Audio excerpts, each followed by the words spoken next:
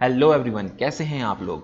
और अभी मेरे दिमाग में एक गाना जो है बैकग्राउंड में चल रहा है कि जिसका मुझे था इंतज़ार, अब वो घड़ी आ गई है। क्यों? क्योंकि पिछले 2.5 महीने से जो एग्ज़ाम्स को लेकर कंडीशंस बनी हुई थी कि एग्ज़ाम्स होंगे कि नहीं होंगे, इस कोरोना काल में कैसी कंडीशंस रहेंगी एग्ज़ाम्स की, क्या आगे फ्यूचर में होने वाला है हमारे साथ, उस पर कहीं ना कहीं एक संशय बना हुआ था। क्यों? क्योंकि कोरोना की वजह से ये सारे एग्ज़ाम्स जितने थे वो पोस्टपोन कर दिए गए थे। अब ये एग्ज़ाम कब होने वाले हैं इसके बारे में किसी को कोई भी नॉलेज नहीं थी। ऐसा लग रहा था, बच्चों के जो कॉल आ रहे थे उसके हिसाब से अगर हम बात करें तो ऐसा लग रहा था कि वो पूछ रहे थे कि सर अब एग्ज़ाम होंगे कि नहीं होंगे, इस साल कैसी कंडीशंस रहेगी। लोग बोल रहे हैं कि वैकेंसी नहीं आएंगी, बहुत सारी चीज़ें थी उसमें। लेकिन एक एसएससी के ऑफिशियल नोटिस की वजह से उस पर कहीं ना कहीं रोक लगी है।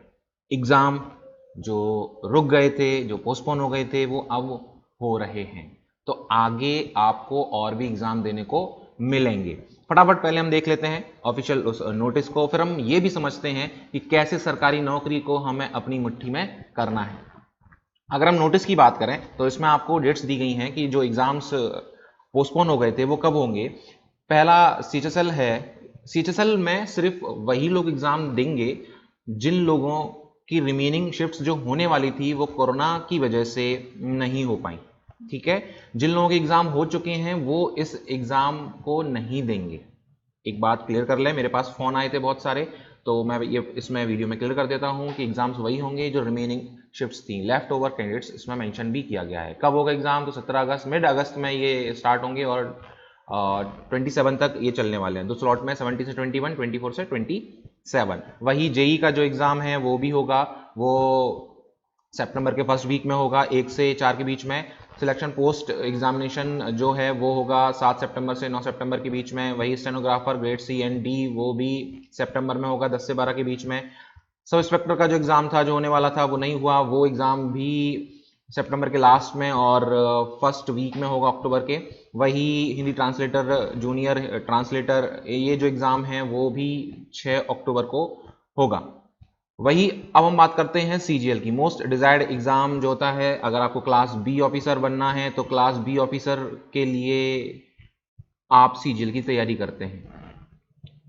इसका टीयर 1 हो चुका था, अभी तक रिजल्ट नहीं आया है, लेकिन टीयर 2 की डेट्स थी पहले भी। अब वो नई फ्रेश डेट्स आपको मिल चुकी हैं। 14 से 17 अक्टूबर के बीच में ये एग्जाम होगा।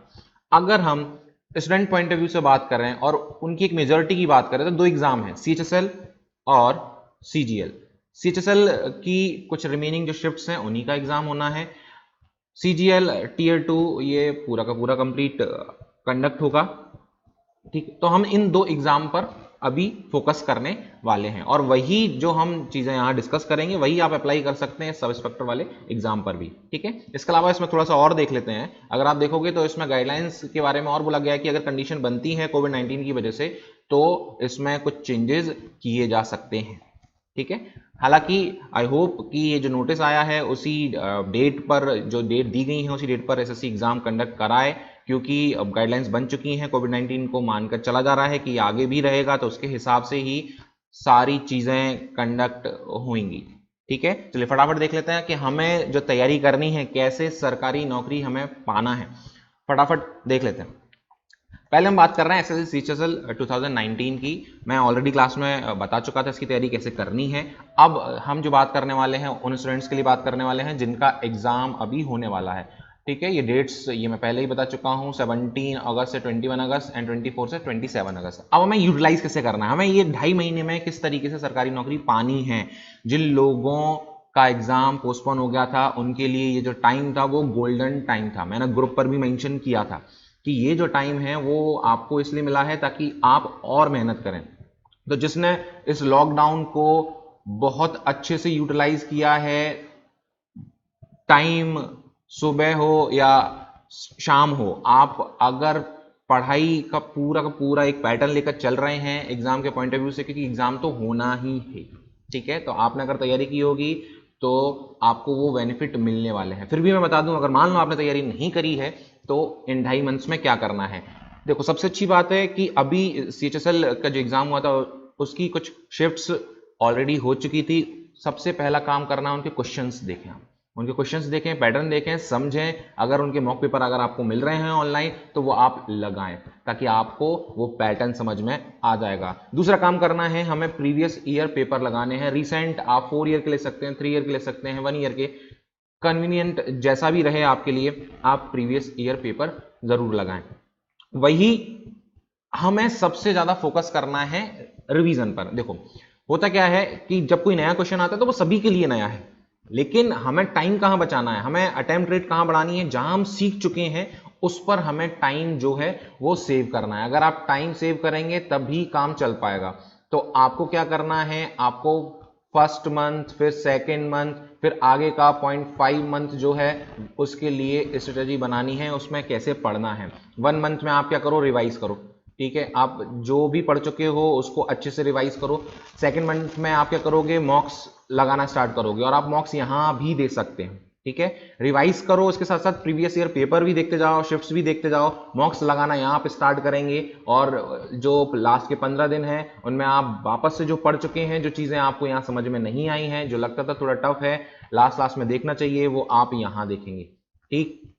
फिर से आपको वही बोलूंगा कि आप जो पढ़ चुके हैं उस पर टाइम इन्वेस्ट करना है। जो नहीं पढ़ा है वो अगर एग्जाम में आता है तो वो सभी के लिए नया होगा, क्योंकि आपने अगर एग्जाम की तैयारी करी है तो आपने पूरा, आप या मैं यूँ बोलूँ कि पूरे पार्ट जो हैं सब्जेक्ट वाइज 4 सब्जेक्ट आपने पूरे पूरे पढ़े होंगे। बस आपको क्या करना है, आपको अच्छे से रिवाइज करना है और मॉक्स देने हैं उसके, ठीक है। और जो नया पैटर्न था इसको कंसीडर करके आपको चलना ही है, ठीक है।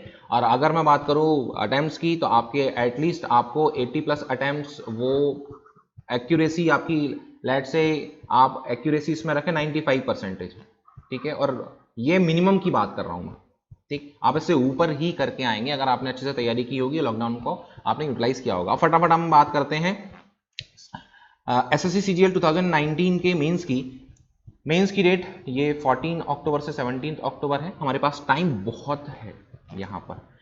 फिर से कंडीशन वही है, यहाँ लॉकडाउन पीरियड अगर आपने सही तरीके से यूटिलाइज किया है तो आपकी तैयारी आप बहुत अच्छे से कर रहे होंगे। मान लो आपने नहीं किया है तो ये 4.5 मंथ आपको किस तरीके से यूटिलाइज करना है उसको समझते हैं। देखो 2 मेजर सेगमेंट हैं, एक मैथ्स है और एक इंग्लिश, ठीक है।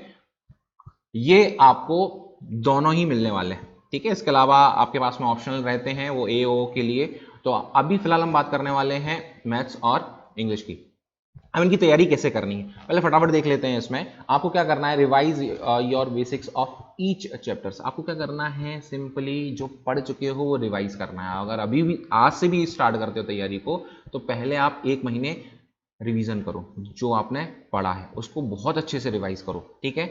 और रिवीजन की क्या करो, डेडलाइंस फिक्स करो, 1 महीने 2 महीने इस टाइप से फिक्स कर लो, क्योंकि अब आपको डेप्थ में पढ़ना होगा थोड़ा सा, क्योंकि आप तैयारी किसकी करने वाले हो, मेंस की आप तैयारी करने वाले हो। तो उसके लिए डेप्थ की नॉलेज वो बहुत जरूरी है, क्योंकि आपको एटलीस्ट इसमें ये मान के चलिए कि 160 प्लस, कम से कम 160 प्लस 160 प्लस इतने तो लाने ही हैं, और आप ला सकते हो आसानी से।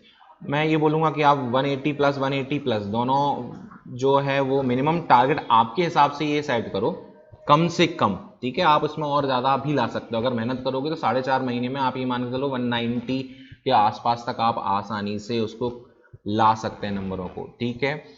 अब हम बात करते हैं मॉक्स और प्रीवियस ईयर पेपर की। 2 घंटे का मॉक्स रहता है। आप क्या करोगे, आप प्रीवियस ईयर पेपर लगाओ, अल्टरनेट ऑर्डर में 2 दिन छोड़कर जैसे भी आपको लगाना हो आप प्रीवियस ईयर पेपर लगाओ, फिर उसके बाद मॉक्स लगाओ।